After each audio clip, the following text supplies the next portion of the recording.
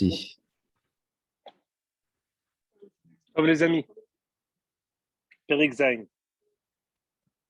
On a terminé la semaine dernière l'épisode époustouflant de Daniel dans la fosse au lion, avec les pirouchim extraordinaires qu'on a donnés de Kefirim, Rachou Veraevu. Ça va, il va te lire. Kefirim, Rachou Veraevu. Les lions ont eu faim. Vedoreshe Adonai, le Yahseru Choltov. Et Habakouk et Daniel, eux, le Yahseru Choltov. Eux, ils avaient à manger.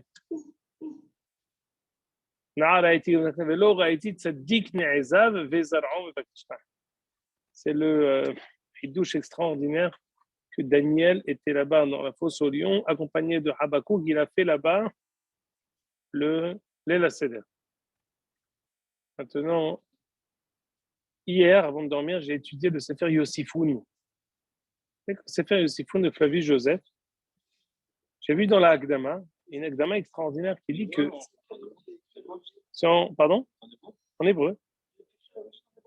Alors écoutez bien. Il y a une Hakdama de quelqu'un de mes Gouraché Sfarad, donc un Bnei Hiya, quelqu'un de... qui dit, qui affilie Flavius Joseph. On connaît tous, vous savez quel est le nom de Flavius Joseph? C'est Yosef HaKohen Ben Gurion. Alors écoutez bien. Qui on connaît Ben Gurion? Nakdimon Ben Gurion. C'était le frère de Nakdimon Ben Gurion. Flavius Joseph était le frère de Nakdimon Ben Gurion. Non, Nakdimon Ben Gurion était un grand tzaddik. Non, Flavius c'était un tzaddik.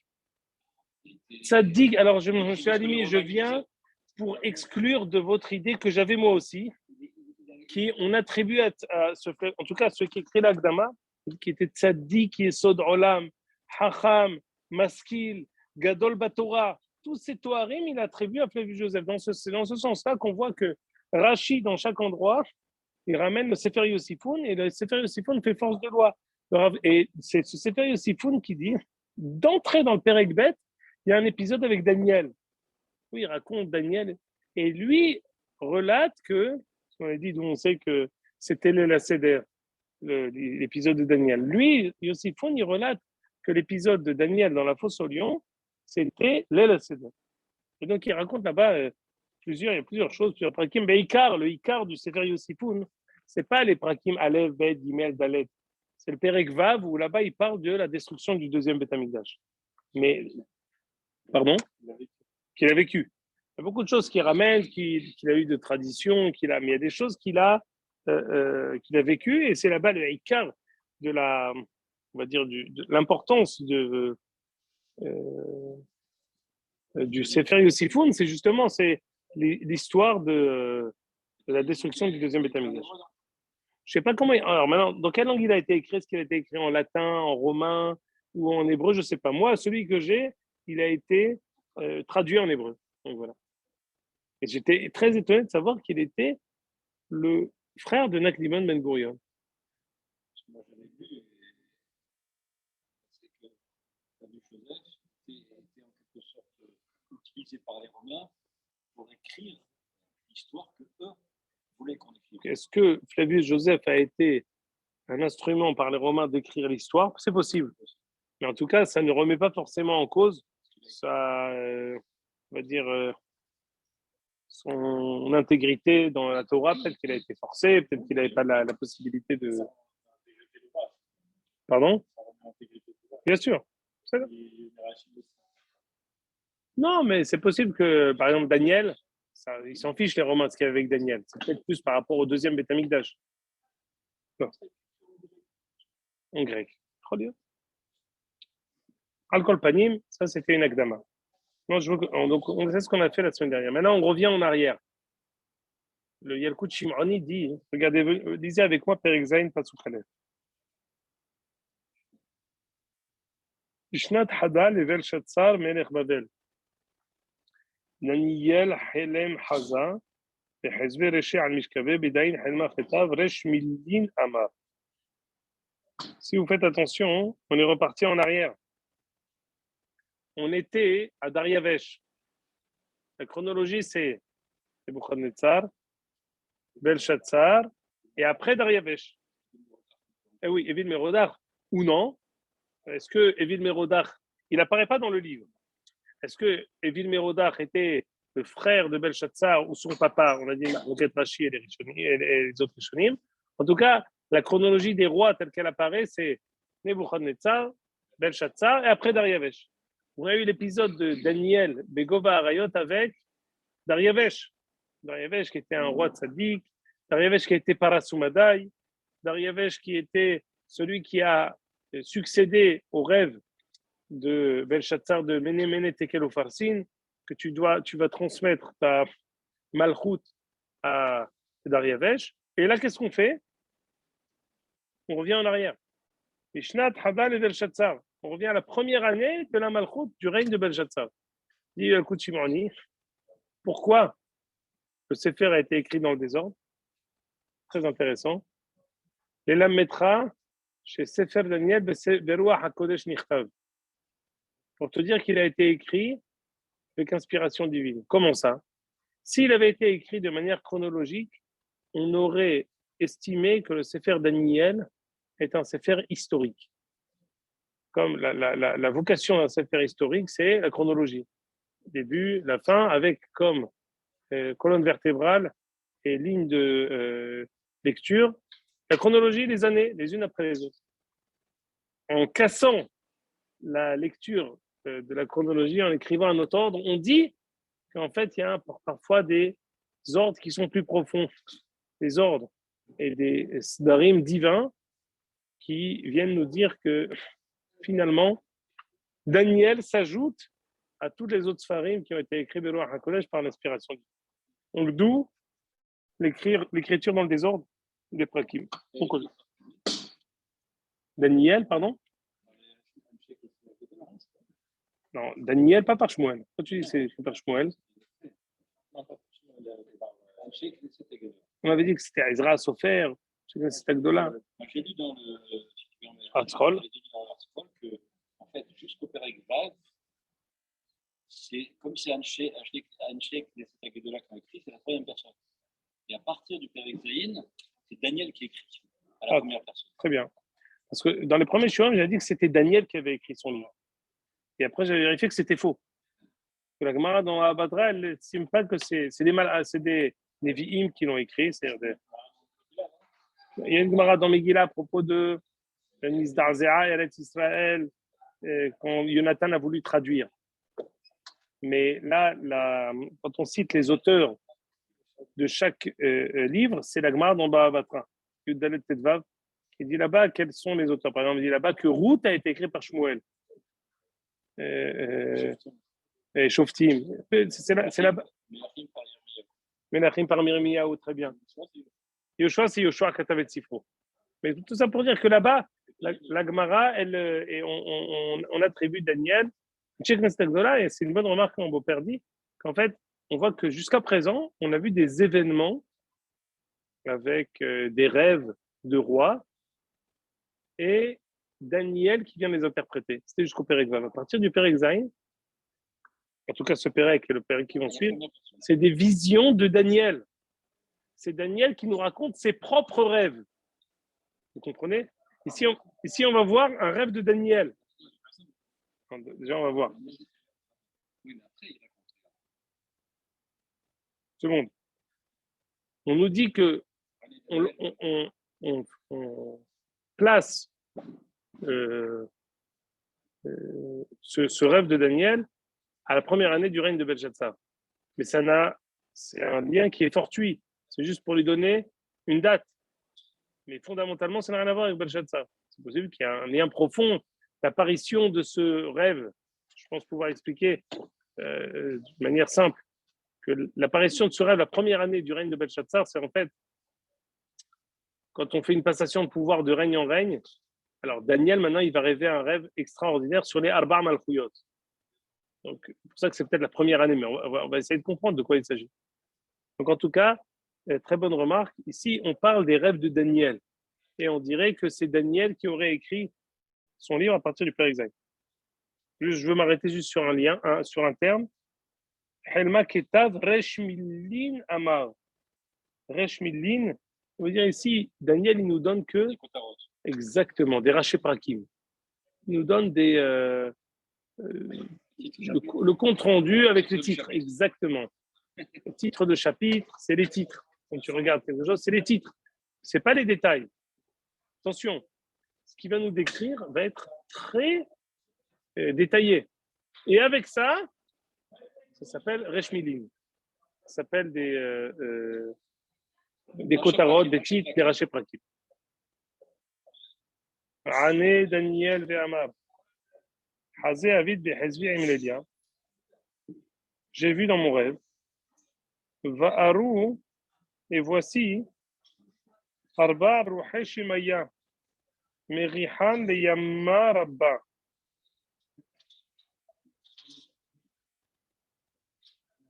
dit Rashi, Arba Ruchot Noshvot, Baot Midalet Ruchot Haolam, Venichamot Temayagadav et Soarot Toto.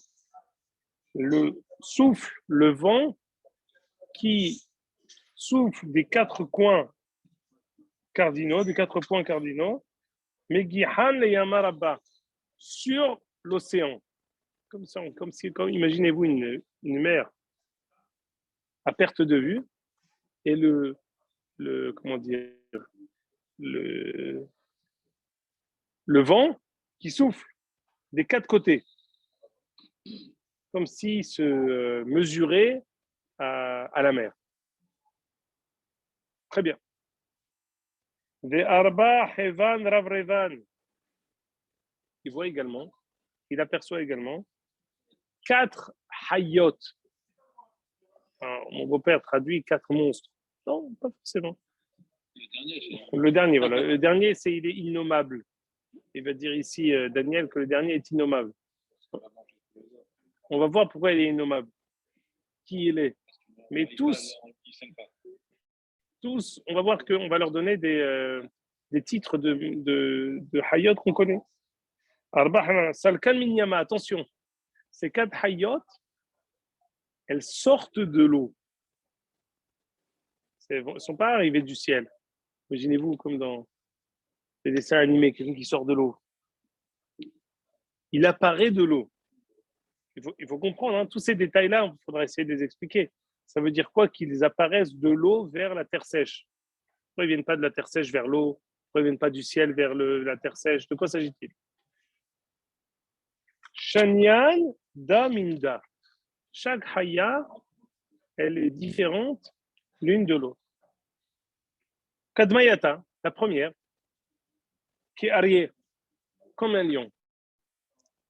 Verapin Dineshar là. Elle a une tête de lion et des ailes d'aigle. Hazavit, Addimeritu Gapa, Untilat min Ara, على الرين كإناش كيمات والفاف إناش يهيبلا. Jusqu'au moment où elle battait, comment dire, ses ailes ont été déplumées. Untilat min Ara, elle a quitté la terre. ועל רגליים כאינה שכמעט. Rashi, elle était debout comme elle avait les pieds d'homme. Ulvav enash yahivla, dit le Mitsudot, elle lui avait donné un cœur d'homme. Ça veut dire quoi un cœur d'homme? Tu fais une tête de lion, donc tu te dis qu'il est fort comme un lion. Non, il avait une tête de lion, il avait des mains, des ailes d'aigle, mais il avait un cœur d'homme. Peureux, un cœur, dit Rashi, halash, faible.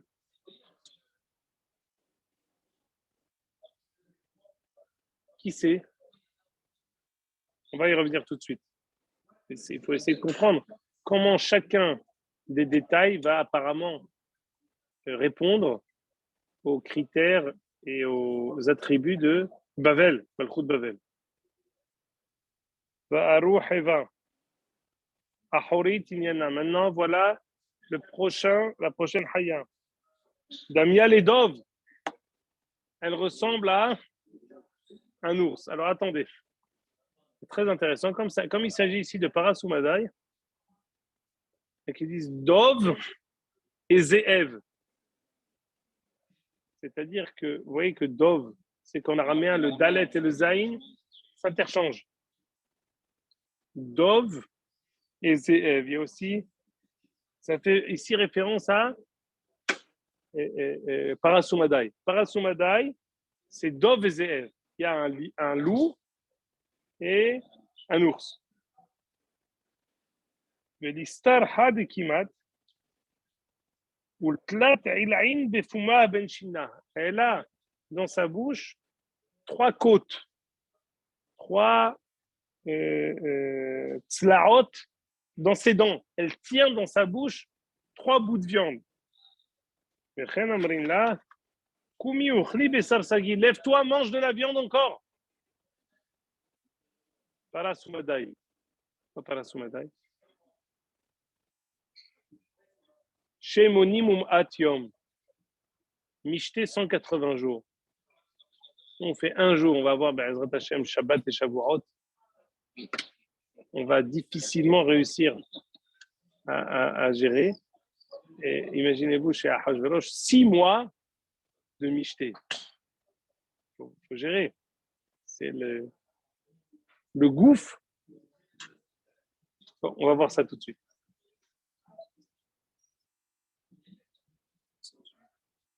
Pardon? Pasukvat. Batardena, après. Hazé Havit. Varou Harikinmar. Le troisième, il était comme un léopard. Vela Gaptin Arba. Di'af al-Gabar. Un léopard avec des ailes de off, des ailes de volaille. 4. Arba'a reshin lehivata.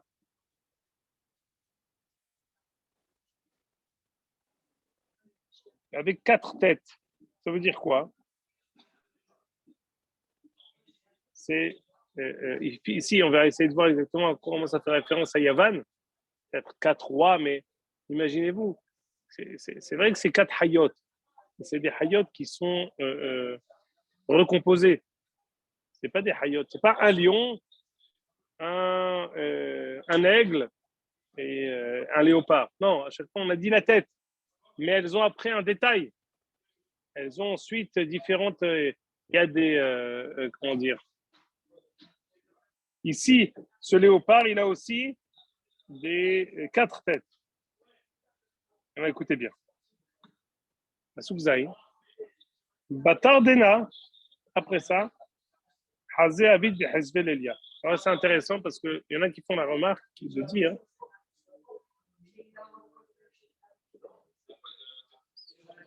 que cette 4e Haya, c'était pas la même nuit. Cette 4e Haya. Pardon?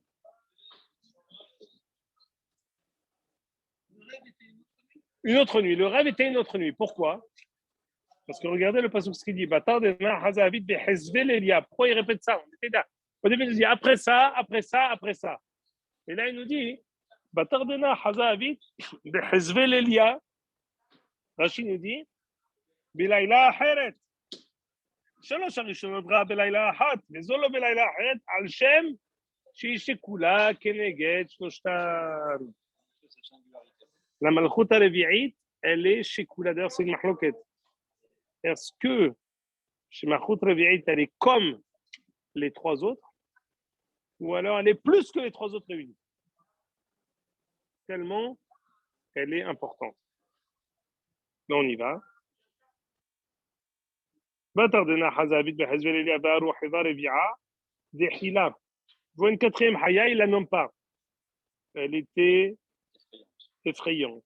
Emtani Takifa, faisait peur.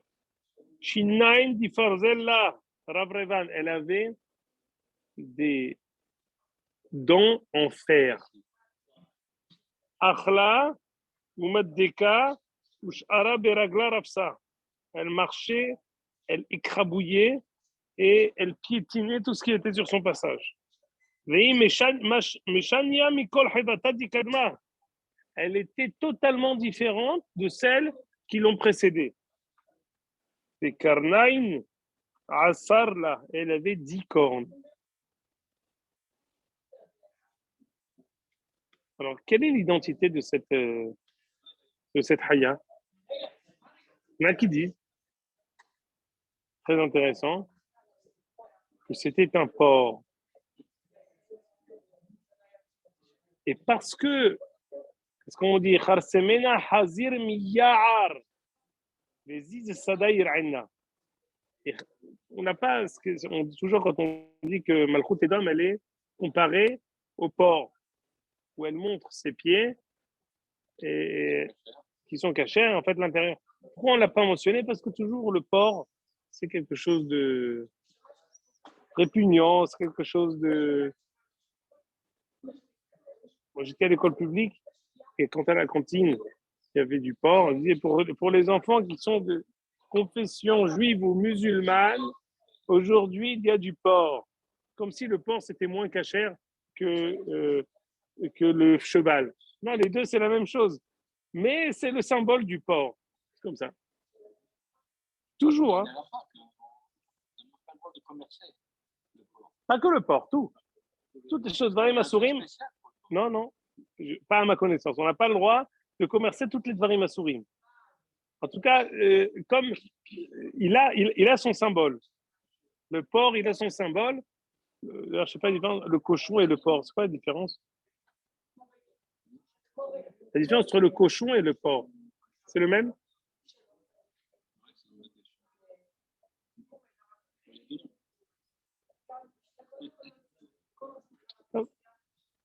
Premier pirouche. Deuxième pirouche, les mecs qui ont dit, c'était un éléphant. Non. Pourquoi c'est intéressant de dire ça? Parce que l'éléphant, Baruch Meshané Abiriot, l'éléphant.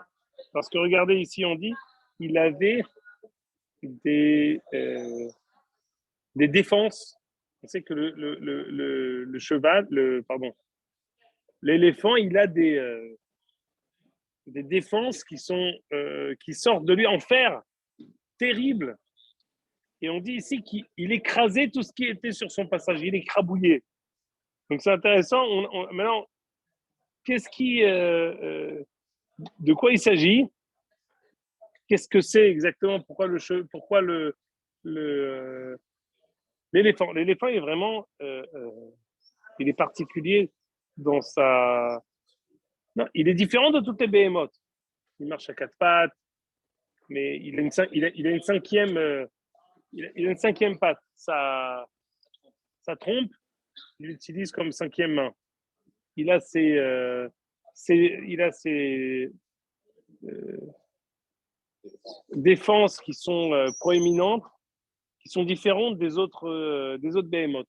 Tu le vois dans la halakha, elle dit on fait une bracha sur le pile parce qu'il est différent de toutes les autres behemoths. Il a des particularités. Il a sa peau qui est différente. Il a son poids qui est différent. Je ne sais pas si dans ce sens-là, on peut affilier ça on fait affilier cette haya à l'éléphant parce qu'on dit Meshuna Nikol Havata Dikadame. Elle était différente.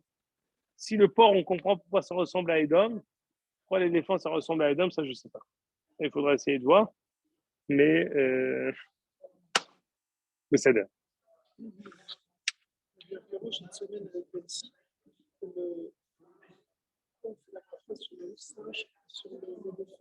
Oui, alors justement.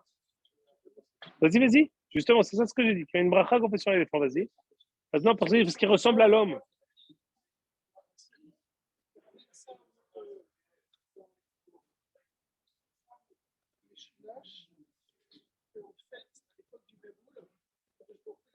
Sur des hommes et il a transformé des hommes en singes et en éléphants.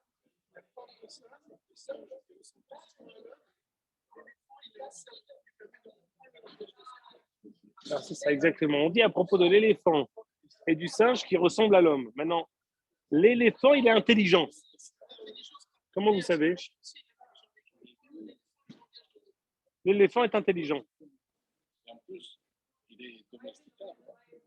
Il est très domestiqué. À contrario des autres. Je disais de comme monture. Alors qu'il est d'une puissance énorme. Une monture, c'est ils sont sur lui, ils en font ce qu'ils veulent. Et ils comprennent tout. C'est ça. Donc, quel est le rapport avec Edom? Matière à réflexion. En tout cas,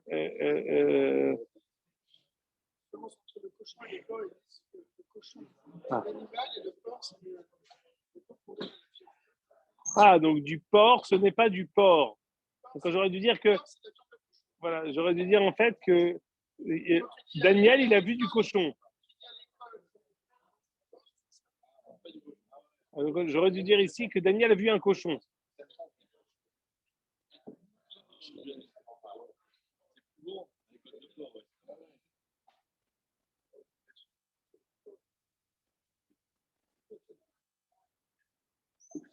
Des expressions françaises qui nous poursuivent.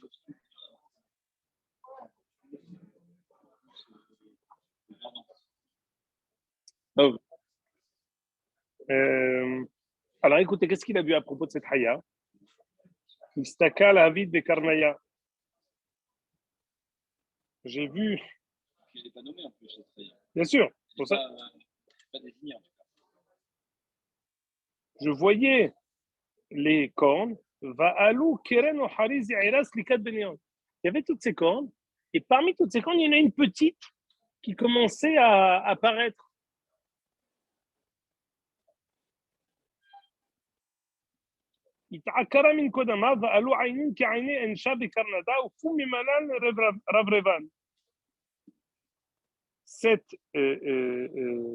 Ce kéren-là qui sortait, il y avait des yeux qui étaient dans cette corne. Il y avait une corne avec des yeux d'homme qui étaient là-bas. Et il y avait même une bouche qui disait des choses gdolim veniflaim, pour Memalel Ravlevan. Une question à vous poser avant qu'on y arrive. On a parlé, on a dit que la première, le lion, c'était Bavel, Nebuchadnezzar, très bien. La deuxième, on a dit que c'était Parasumadaï, c'est Mesubal Kedov. On reviendra à ça, mais Parasumadaï, c'est le corps à outrance. C'est manger, c'est les arayot, c'est le corps sous toutes ces. Quand on dit que les madiotes, c'est les plus belles, les parsiotes, c'est les plus belles, les kasdiotes, c'est les plus belles. La Gemara dans Megillah, on leur attribue les plus belles femmes du monde. C'est le corps dans toute sa splendeur. Et ensuite, Yavan. Yavan, on a dit, c'est le Namer. Pourquoi? On verra pourquoi. Mais en tout cas, ce Maharal explique. Pardon? Alors, le Maharal explique que Bavel, c'est le Nefesh, c'est le pouvoir. Parasumadaï, c'est le gouffre. Et Yavan, c'est le Sechel. Sechel, la culture grecque, les philosophes grecs, tout ce qu'on attribue aux Grecs, on va dire, à ce qu'ils ont fait comme hidouche de philosophie dans l'humanité. Et on arrive à la quatrième. Qui est la quatrième Malchut? Edom.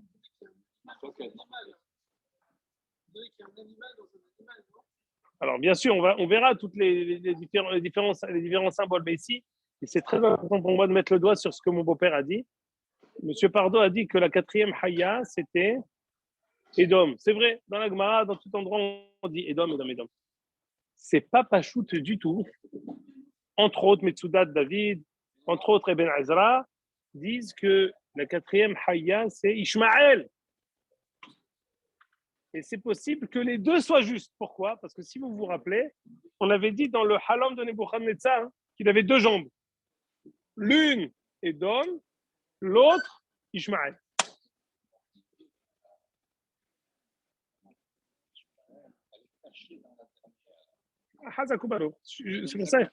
C'est pour ça que ça rejoint ce que vous dites. Elle sera terrible, mais pas totale. Alors, on va essayer de comprendre quel est le lien.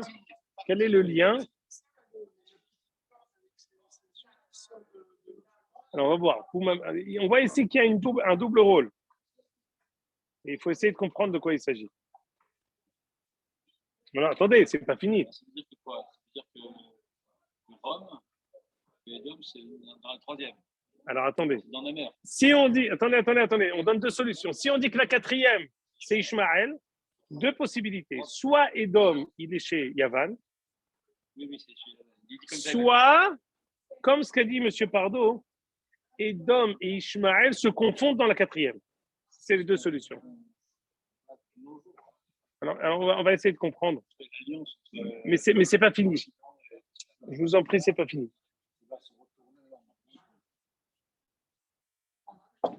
Hazavit, Adi Karsevan Remi Beati Kyomin Yetiv. Aïe. Je vois que M. Bona est un Mekoubal, son herbe. Quand on dit le mot Atik Yomin, il se lève tout de suite. Moi, je ne sais pas du tout ce que ça veut dire. Mais en tout cas, ici, Atik Yomin, ça fait référence à Kadosh Baruch Hu Bechvodo V'atzmi. Jusqu'au moment où on voit l'ancien des jours. L'ancien des jours. L'ancien des jours ou alors l'ancestral.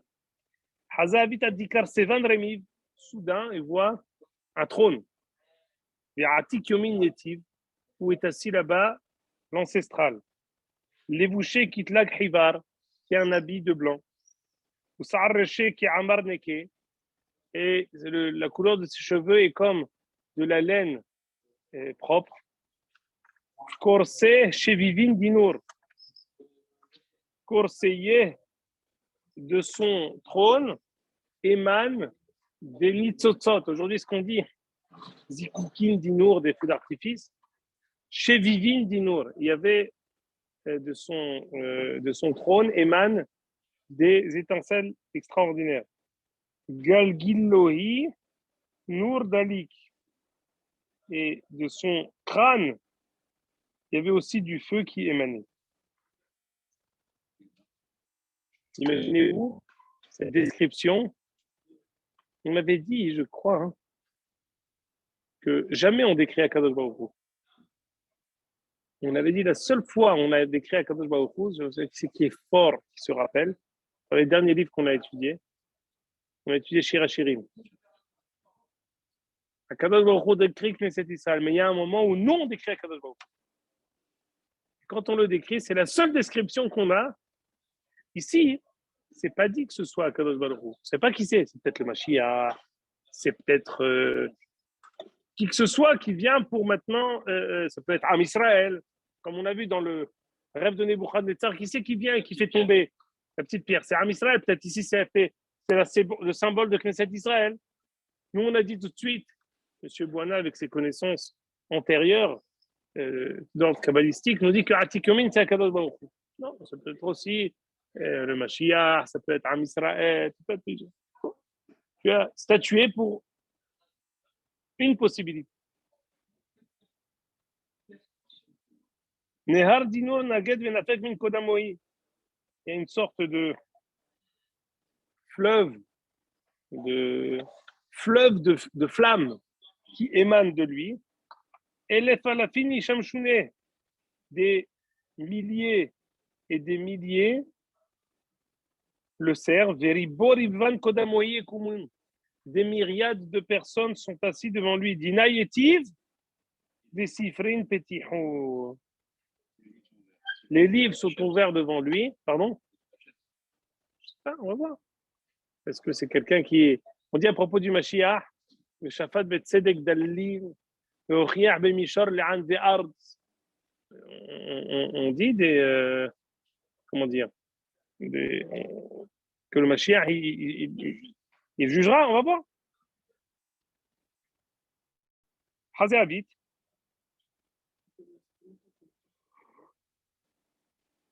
Pardon?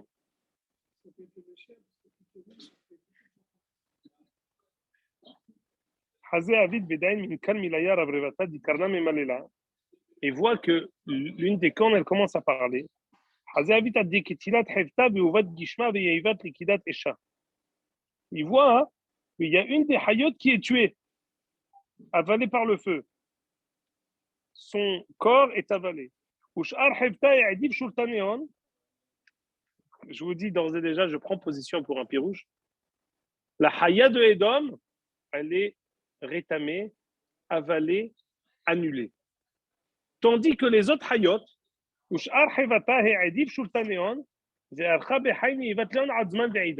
autres, elles vont persister sans avoir de shilton, sans avoir de règne, sans avoir de malchut. Je voyais encore dans mon rêve. Il y a quelqu'un qui vient des nuages. Il arrive jusqu'à Atik Yomin, au Kodamoyi Akrovoi. Et à lui, on va attribuer le règne, le pouvoir. Tout le monde il sera servi par toutes les nations. Il aura une malchoute qui sera éternelle. Son règne sera intouchable. Je me suis réveillé. Écoute, Adkan. Donc on a vu les Arba Hayot qui viennent de la mer. On a vu la Haya Revi'it. On a vu Tlag Hivar. On a vu le trône qui est avec quelqu'un qui est assis dessus. Et on a vu ensuite quelqu'un qui vient des nuages, à qui on attribuera à jamais la malchoute, et sa malchoute sera éternelle, ne sera jamais détrônée par qui que ce soit.